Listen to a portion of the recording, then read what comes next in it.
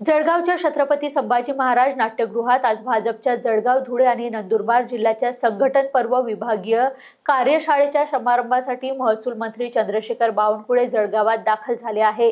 या प्रसंगी पक्षाच्या पदाधिकाऱ्यांनी त्यांचे उत्साहात स्वागत केले। चंद्रशेखर बावनकुळे यांच्या हस्ते दीप प्रज्वलन करून कार्यशाळेचे उद्घाटन करण्यात आले।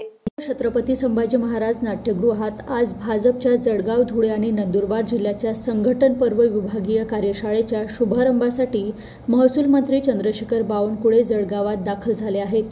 यावेळी भाजपचे नेते रवींद्र चव्हाण, जलसंपदा व आपत्ती व्यवस्थापन मंत्री गिरीश महाजन, पर्यटन मंत्री जयकुमार रावल, केंद्रीय क्रीडा राज्यमंत्री रक्षा खडसे, जळगाव लोकसभेच्या खासदार स्मिता वाघ, आमदार सुरेश भोळे, भारतीय जनता पार्टीचे उत्तर महाराष्ट्र सरचिटणीस विजय चौधरी, विजयकुमार गावित आदींची उपस्थिती यावेळी होती।